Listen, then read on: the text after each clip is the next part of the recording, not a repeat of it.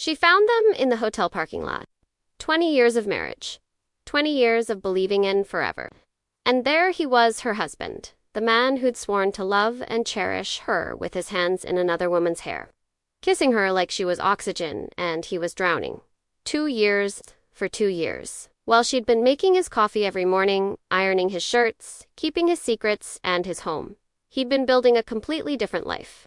A secret apartment. A standing reservation every Tuesday. A woman who knew him in ways she thought were reserved only for wives. The photos on her phone proved everything, but they couldn't answer the only question that mattered. Who was she without the lie she'd been living? The September sun filtered through the plantation shutters of the Coleman home in Charlotte's Dilworth neighborhood, casting golden stripes across the hardwood floors that Rebecca had polished every Saturday morning for the past 20 years. She stood in the kitchen, wearing the floral apron her husband David had given her on their 10th anniversary, watching the coffee drip into the glass carafe with the same mindless attention she'd given it for 2 decades. At 50 years old, Rebecca Coleman had built her entire adult life around this routine. Wake at 6, make David's coffee exactly the way he liked it, 2 sugars, splash of cream, prepare his breakfast, iron his shirts the night before. Keep the house immaculate. She'd been 30 when they married, a young woman full of dreams who'd believed that love and dedication would create an unbreakable bond. Outside, the oak trees lining the tree-lined streets of their historic neighborhood swayed gently in the late summer breeze. This was one of Charlotte's most desirable areas, where modest bungalows from the 1920s had been lovingly restored, where neighbors knew each other's names, where life was supposed to be stable and predictable. "Coffee's ready," she called out, her voice echoing slightly in the empty dining room. David appeared in the doorway, straightening his tie. At 52, he still had most of his hair, though it had gone silver at the temples. He worked as a regional manager for a banking corporation, with offices in Charlotte's uptown district, a job that required him to travel frequently, or so he'd always said. "Thanks, hun," he said, but his eyes didn't quite meet hers as he grabbed the travel mug she'd prepared. "I've got that conference in Raleigh this weekend, remember?" Rebecca nodded, tucking a strand of light brown hair behind her ear. These conferences and business trips had become more frequent over the past 2 years, but she'd never questioned them. Trust was the foundation of marriage, wasn't it? That's what she'd always believed. "Will you be back Sunday night or Monday morning?" she asked, wiping down the already clean counter. "Probably Monday. You know how these things run late?" He kissed her cheek quickly, mechanically, the way one might pat a faithful dog. "I've got to run. Traffic on I-77 will be murder." And just like that, he was gone. The garage door rumbled. His BMW pulled out of the driveway, and Rebecca was alone in the house that had become both her kingdom and her prison. She spent the morning, as she always did, dusting the furniture, organizing closets that were already organized, preparing meals that would be eaten in silence or not at all. The house was a 3-bedroom craftsman bungalow, beautifully maintained, with a garden she tended every spring. It was the life she'd envisioned when she'd walked down the aisle 20 years ago in that small church in Davidson, just north of Charlotte. But lately, something had felt wrong. She couldn't quite name it, just a gnawing sensation in her gut. A feeling that the foundation beneath her feet was crumbling, even though everything looked perfectly solid on the surface. That evening, as twilight settled over Dilworth and the streetlights flickered on, Rebecca sat alone at the dining room table, picking at the chicken casserole she'd made. David's absence left a hole in the routine, but it was a hole she'd grown accustomed to. She told herself that this was normal, that marriages evolved, that the passionate love of their early years naturally mellowed into comfortable companionship. She was washing the dishes when her phone buzzed. A text from an unknown number. "You deserve to know the truth about your husband. Meet me tomorrow at 2 p.m. Common Market, South End. Come alone." Rebecca's hands trembled, soapsuds dripping from her fingers onto the screen. Her heart hammered in her chest. Part of her wanted to delete the message, to pretend she'd never seen it, to maintain the illusion of her perfect life. But deep down, in a place she'd been ignoring for 2 years, she already knew. She'd always known. Her hands shook as she typed back, "Who is this?" The response came immediately. "Someone who's been where you are. Tomorrow, 2 p.m., you need to see this." Rebecca set the phone down on the counter and gripped the edge of the sink, staring at her reflection in the darkened window. The woman looking back at her seemed like a stranger, older, tired, invisible. When had she become this person? When had she stopped being Rebecca and become simply David's wife? That night, she lay awake in their king-size bed, listening to the silence of the empty house. The ceiling fan rotated slowly overhead. The same fan she'd watched for countless sleepless nights, always pushing down the questions, always choosing to believe, always sacrificing her peace of mind for the illusion of stability. Tomorrow, everything would change. Somehow, she knew that with absolute certainty, 20 years of her life were about to come into focus, and she suspected the picture would be nothing like she'd imagined. She thought about calling David, confronting him, demanding answers. But what would she say? She had no proof, just a text from a stranger, and a gut feeling she'd been suppressing for far too long. Instead, she pulled the covers up to her chin and stared into the darkness, waiting for morning, waiting for truth, waiting for her carefully constructed world to either be validated or shattered completely. The last thing she thought before finally drifting into an uneasy sleep was a question that terrified her. Who am I without this marriage? The Common Market in Southend was busy on Saturday afternoon, filled with young professionals sipping craft beers on the patio and families grabbing lunch before exploring Charlotte's trendy art galleries. Rebecca sat at a corner table, her hands wrapped around an untouched iced tea, watching every person who walked through the door. She'd barely slept. All night, scenarios had played through her mind, one worse than the last. She'd dressed carefully that morning, choosing a simple blue blouse and jeans, applying makeup to hide the dark circles under her eyes. Even now, even terrified, she maintained appearances. It was what she'd been trained to do for 20 years. At 2:03 p.m., a woman approached her table. She was younger, perhaps in her early 30s, with dark hair pulled back in a ponytail and eyes that held a mixture of sympathy and resolve. "Rebecca," the woman asked quietly. Rebecca nodded, unable to speak. "I'm Lauren." She sat down across from Rebecca, setting her purse carefully on the table. "Thank you for coming. I know this must be terrifying. Who are you?" Rebecca managed to whisper. "How do you know my husband?" Lauren took a deep breath. "I don't know him. But my sister does. Or, rather, she did." She paused, measuring her words carefully. "My sister was in your position 3 years ago. Different man, same story. When she found out, it destroyed her. She didn't have anyone to warn her, to give her proof before she confronted him. He gaslit her, made her feel crazy, and by the time she had evidence, he'd already drained their joint accounts and disappeared with the other woman." Rebecca's throat tightened. "Why are you telling me this?" "Because I saw your husband with a woman last Tuesday at the Restoration Hotel in Myers Park. I recognized him from your Facebook profile. You have it set to public." Lauren pulled out her phone. "I debated whether to tell you. It's not my business. But then I remembered my sister, and how much easier it would have been if someone had just shown her the truth." She turned the phone toward Rebecca. The photo was clear, unmistakable. David, her husband of 20 years, sitting at an intimate table in the hotel's restaurant. His hand was covering the hand of a blonde woman in her early 40s. They were both laughing, their bodies leaned close together in a way that spoke of deep familiarity, of shared secrets, of intimacy. But it was the next photo that shattered Rebecca's world completely. David and the woman, kissing in the hotel parking lot, his hands in her hair, her arms wrapped around his neck. It wasn't a goodbye kiss. It wasn't accidental. It was the kiss of two people deeply involved, completely comfortable with each other. "There are more," Lauren said gently. "I followed them for a bit. I'm sorry. I know this is invasive, but..." She swiped through several more images. David opening a car door for the woman, the two of them walking hand in hand through Freedom Park. Another kiss, this one against a tree. More passionate, more devastating. Rebecca couldn't breathe. The restaurant noise faded to a distant roar. 20 years? 20 years of making his coffee, ironing his shirts, keeping his home, believing his lies. When Rebecca's voice didn't sound like her own. When were these taken? Last Tuesday. But Rebecca. Lauren hesitated. "I asked around. A friend of mine works at the Restoration. They've been coming there for at least 2 years. Every Tuesday afternoon, they have a standing reservation." 2 years? While Rebecca had been attending Bible study on Tuesday mornings and volunteering at the Charlotte Community Kitchen on Tuesday afternoons, her husband had been building an entire separate life. 2 years of lies. 2 years of working late and business dinners and conferences.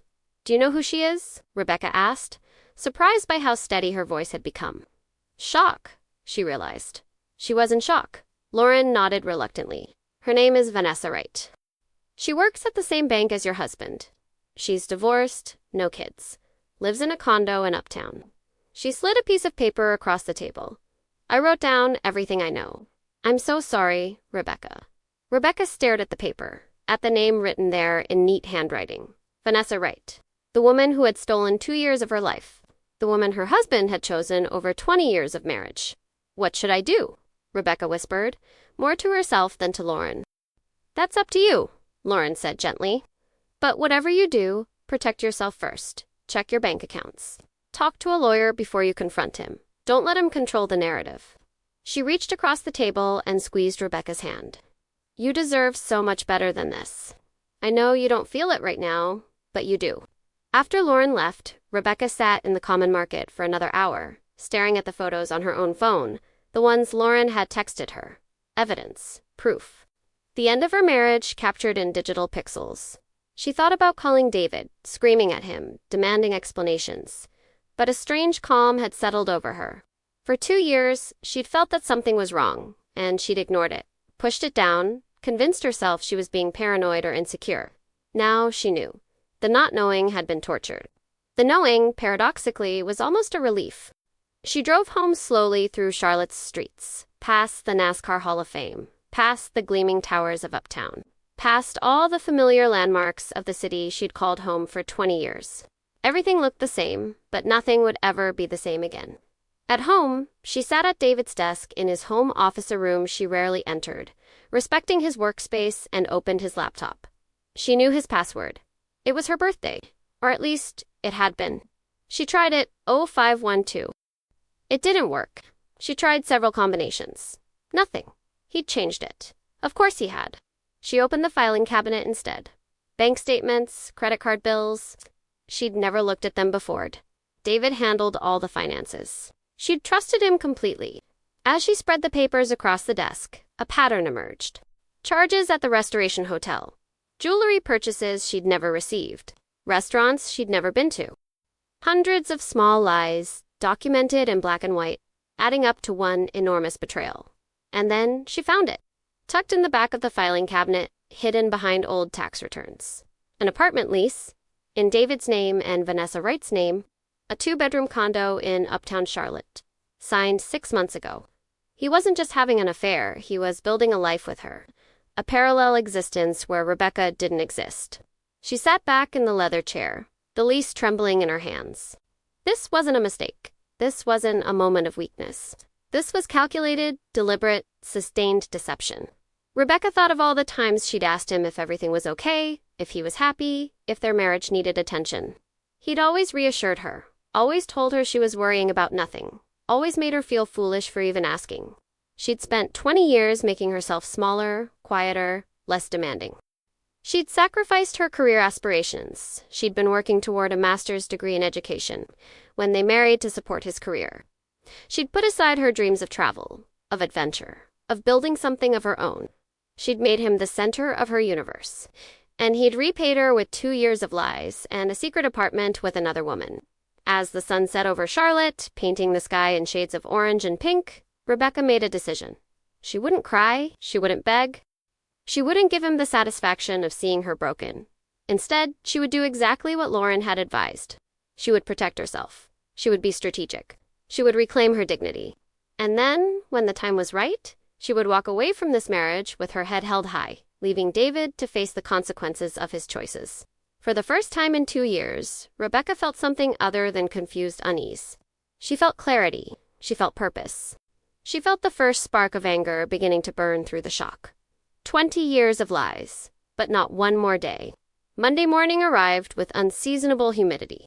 The kind that made Charlotte feel more like coastal South Carolina than the Piedmont. Rebecca stood in the kitchen, coffee brewing, watching the driveway through the window. David's BMW pulled in at exactly 7:15 a.m., right on schedule. He'd been in Raleigh all weekend. She'd spent those 2 days methodically preparing. Sunday morning, she'd attended a consultation with Patricia Morrison, one of Charlotte's most respected divorce attorneys, recommended by Lauren's sister. Patricia had looked over the documents Rebecca brought the lease, the credit card statements, the photos, and nodded grimly. 20 years of marriage in North Carolina means equitable distribution, Patricia had explained. And with this evidence of dissipation of marital assets, you're in a strong position. But you need to move quickly. Open your own bank account today. Document everything. And whatever you do, don't tip your hand until we're ready. Rebecca had followed every instruction. She'd opened an account at a different bank, transferred exactly half of their savings money she had every legal right to, and photographed every document in David's office. She'd made copies of everything, storing them with Patricia and in a safety deposit box David didn't know about. Now, watching her husband of 20 years walk through the garage door, whistling cheerfully, she felt something she'd never experienced before. Cold, focused rage. "Hey, hun," David called out, setting his overnight bag by the stairs. Conference ran long, but it was productive. "How was your weekend?" Rebecca poured his coffee, added exactly 2 sugars and a splash of cream, just like she'd done for 20 years. She handed it to him with a smile. "Enlightening," she said.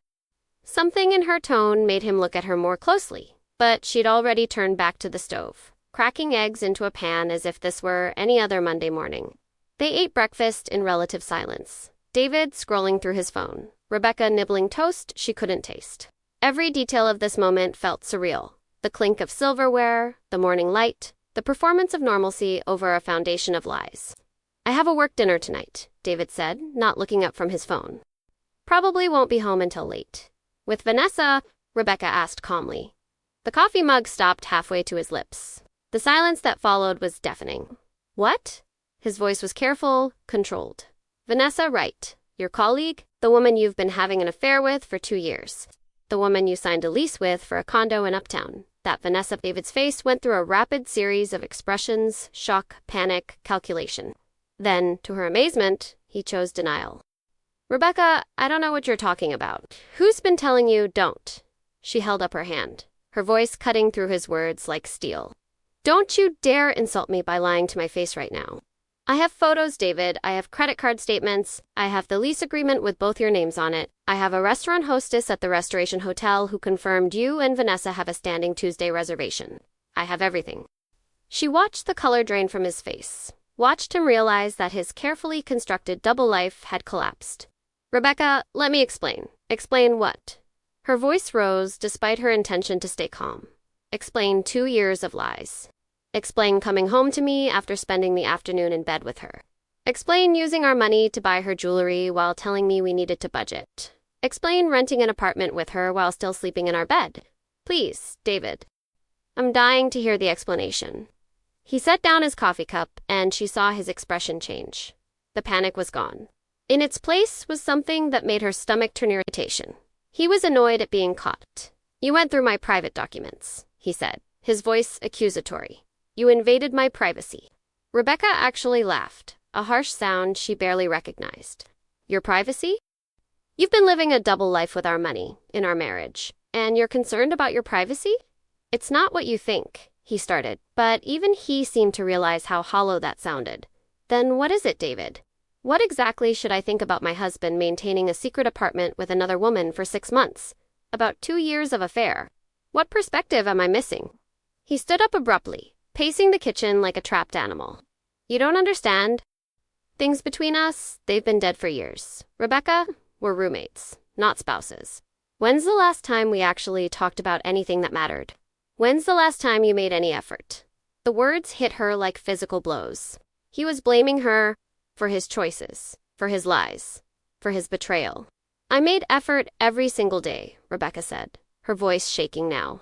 "Every coffee I made you. Every shirt I ironed. Every dinner I cooked. Every time I asked how your day was, and you said fine, and went back to your phone. Every time I suggested we do something together and you were too tired. I made effort, David. You made excuses." "Vanessa understands me," he said, and the way he said her name with such casual intimacy made Rebecca's heart crack in a way the photos hadn't. "She actually listens when I talk. She's interested in my life. She makes me feel alive." "And what did I make you feel?" Rebecca asked quietly. "For 20 years, what was I to you?" David looked at her then, really looked at her, and she saw the truth in his eyes before he even spoke. "Comfortable," he said. "Reliable, safe. But, Rebecca, I'm 52 years old. I don't want safe anymore. I want to feel something." The kitchen fell silent, except for the hum of the refrigerator. Rebecca realized she was still holding the spatula she'd used to make his eggs. "So what happens now?" she asked. "You want a divorce?" He had the decency to look uncomfortable, I think. I think it's time we both admitted this isn't working anymore. We can do this amicably. You keep the house, we split everything else. You'll be fine, Rebecca. You're a survivor. She wanted to throw the spatula at him. She wanted to scream. She wanted to collapse on the floor and weep for the 20 years she'd wasted on a man who saw her as comfortable furniture. Instead, she set the spatula down carefully on the counter. "Get out," she said quietly. "Rebecca, get out of this house now. Go to your apartment. Go to Vanessa. Go wherever you want. But you don't get to stand in this kitchen. In this house that I've maintained for 20 years, and tell me I wasn't enough, while you're the one who broke every promise we made to each other." "You're being dramatic," he said, and she saw it, then the contempt. He'd been hiding it for years, but now it was right there on his face. He didn't respect her. He probably never had. "I'm being clear," Rebecca said. "You made your choice. Now live with it. Leave. Fine." He grabbed his keys from the counter. "I'll come back later for my things." "You'll come back when my lawyer says you can come back," Rebecca corrected. "And you won't take a single thing from this house without it being documented. I've already filed for divorce. David, Patricia Morrison is representing me. Your things will be inventoried and ready for pickup at a scheduled time." She saw the flash of panic return to his eyes.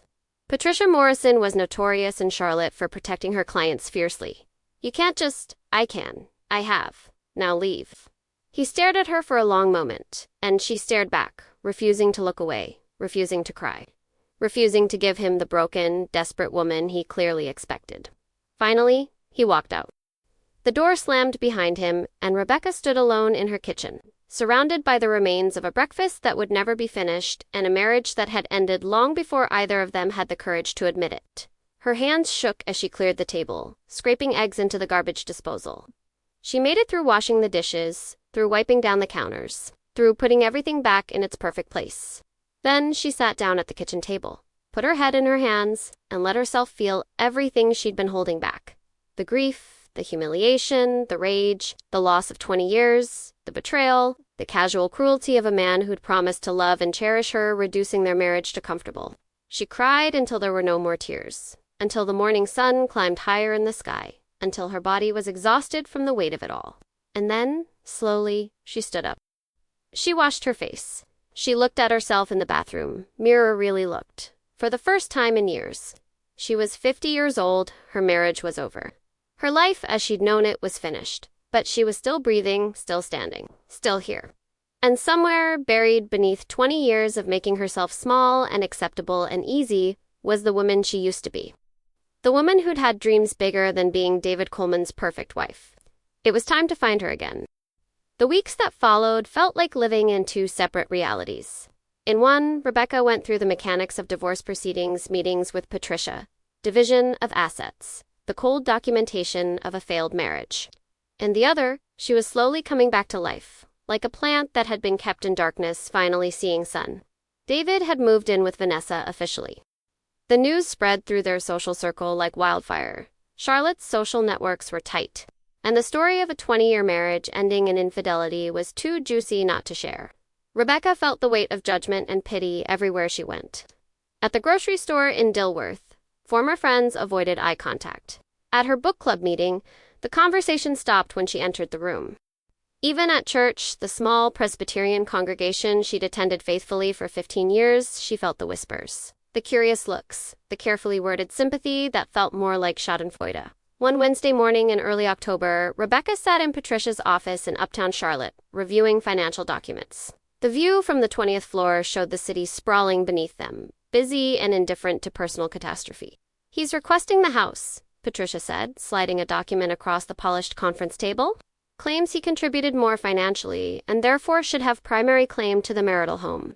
Rebecca looked at the paper, at David's lawyer's letterhead, at the cold legal language seeking to take away the only stability she had left. "He's living with Vanessa in a condo he signed a lease for while we were still married," Rebecca said, her voice hollow. "Why does he want the house?" Patricia's expression was knowing and sad. Because he can. Because his lawyer told him to fight for everything.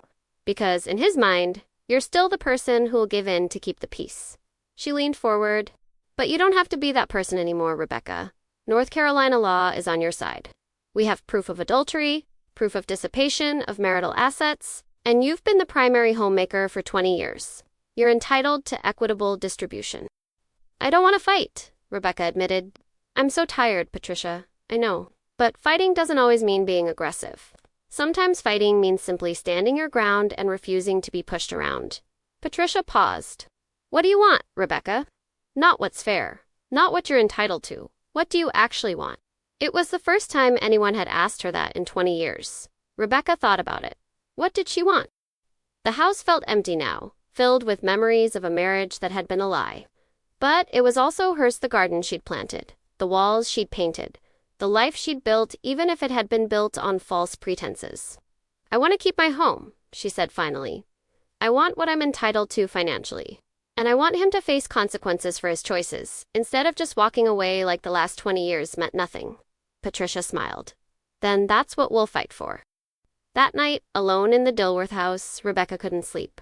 She wandered through the rooms, looking at them with new eyes. The guest bedroom had become storage for things. David had bought and never used golf clubs from a hobby he'd tried for a month. Ski equipment from a trip they'd never taken, boxes of books he'd meant to read. In the closet, she found something that made her pause. A shoebox, pushed to the back behind winter coats. Inside were cards, Valentine's cards, birthday cards, anniversary cards.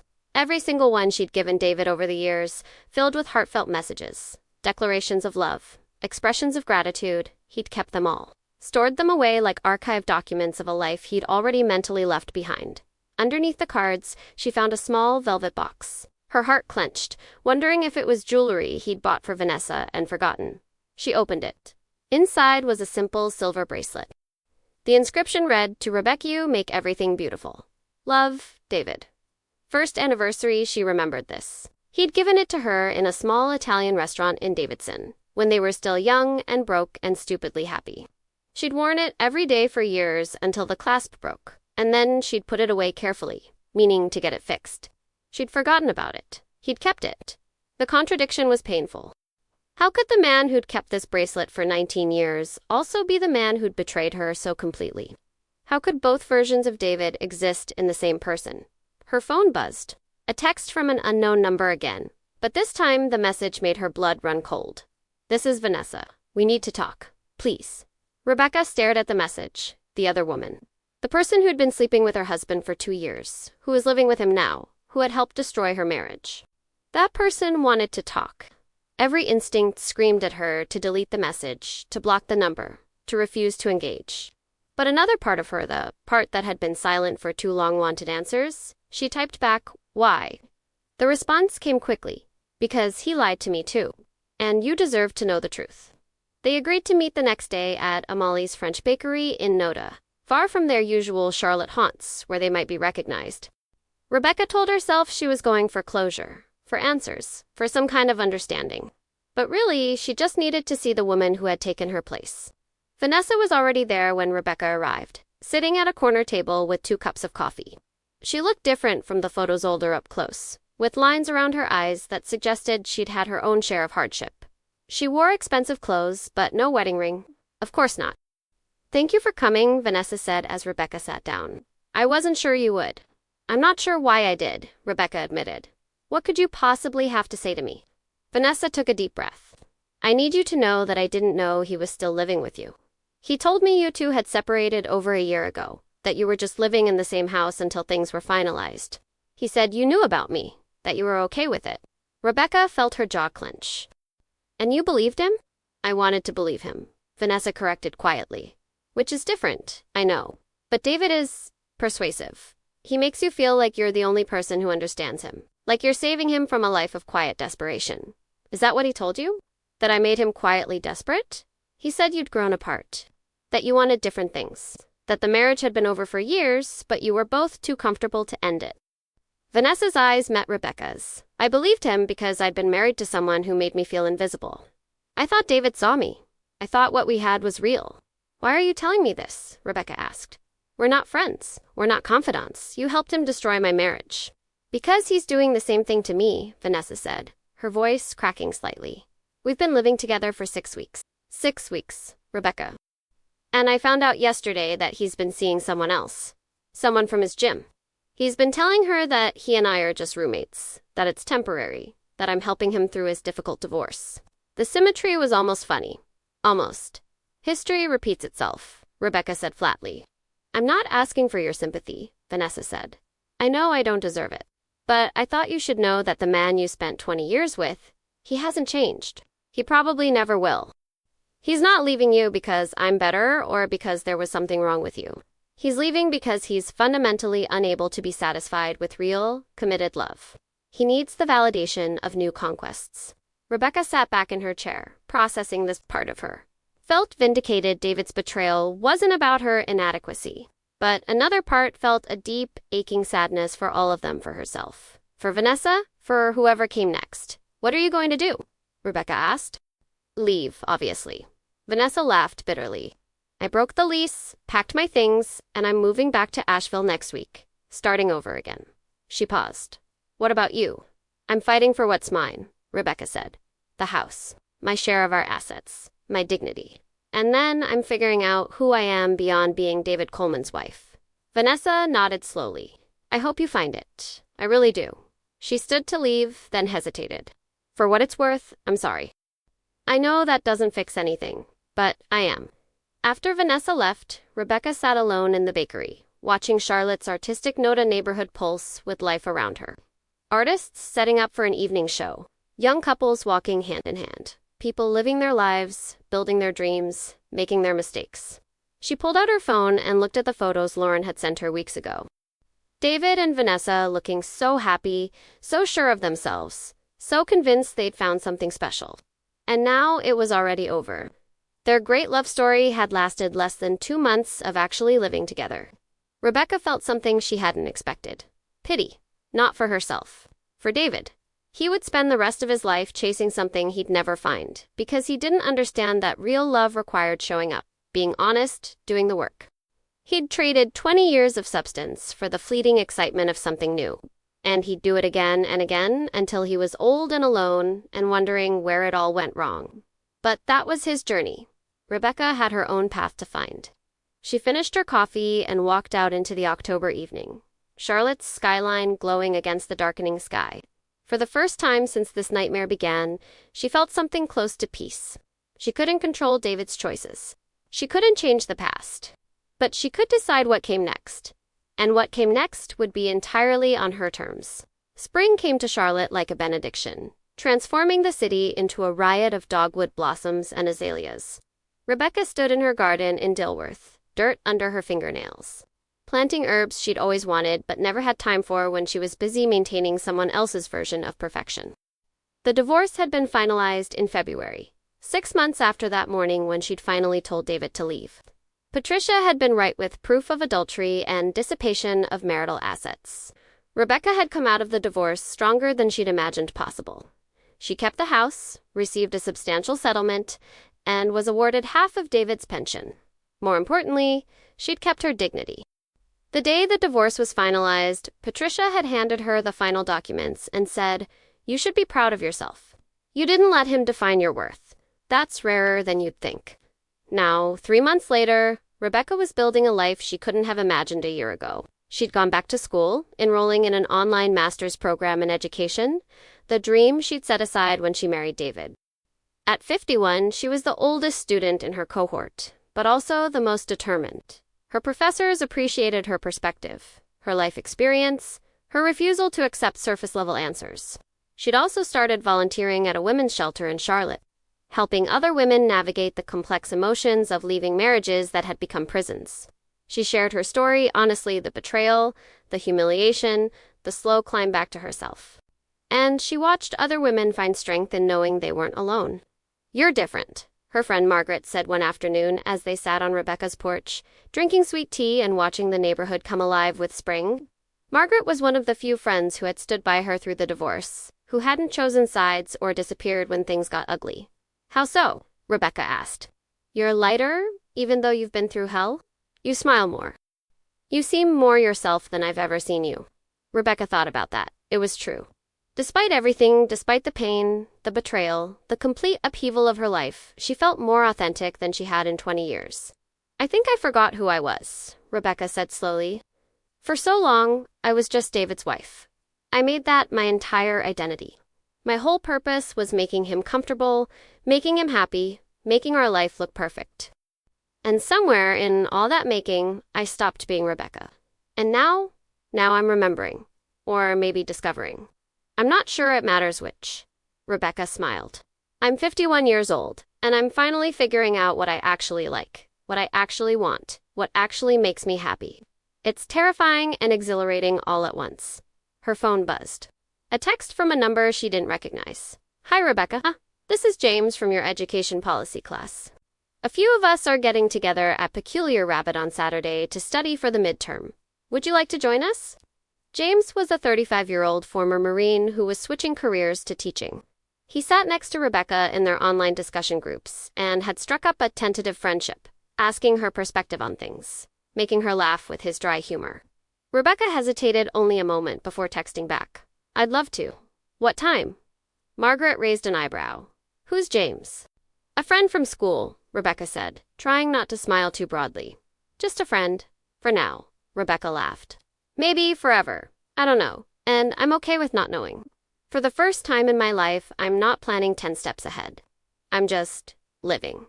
That Saturday, Rebecca met James and 3 other classmates at the craft brewery.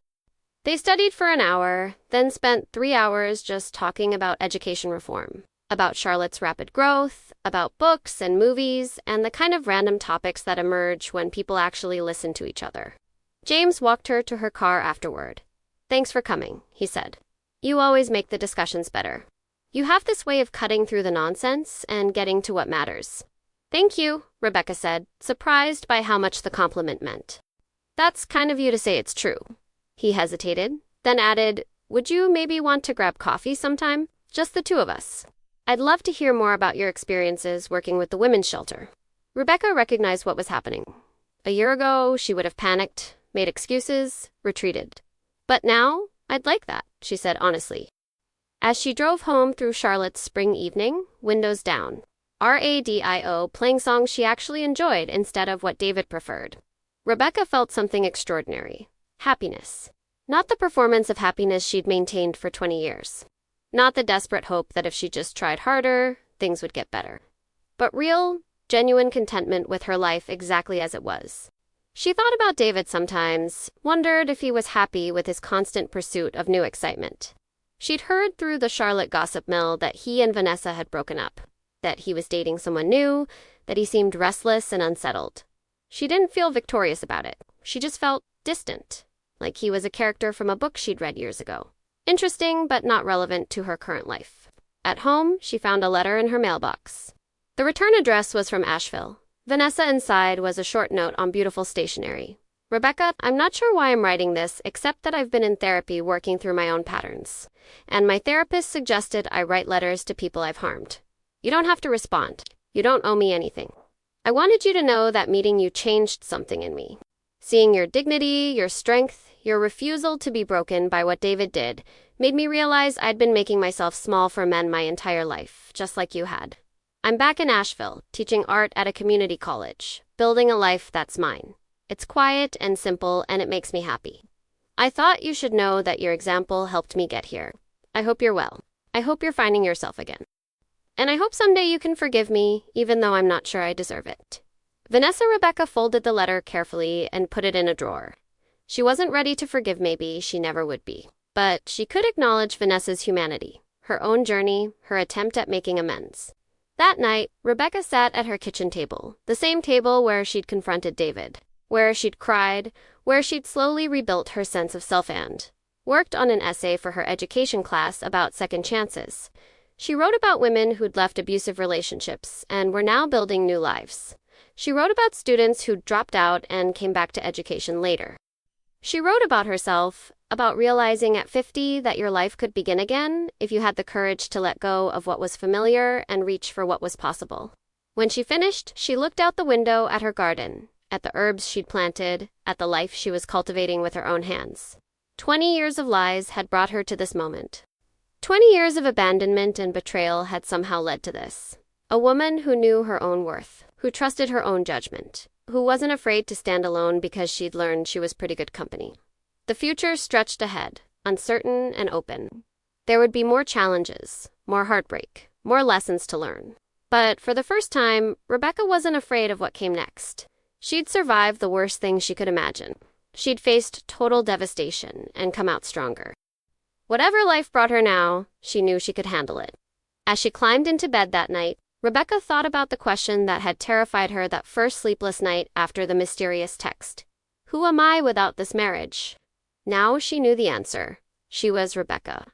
Fully, completely, unapologetically herself. Not someone's wife, not someone's betrayed victim, not someone's cautionary tale. Just Rebecca. And that was more than enough. Outside, Charlotte slept under a canopy of stars. Inside, Rebecca closed her eyes and dreamed of gardens yet to be planted, classes yet to be taught, adventures yet to be lived. The story of her marriage was over. But the story of her life, the real story, was just beginning. And this time, she was writing it herself.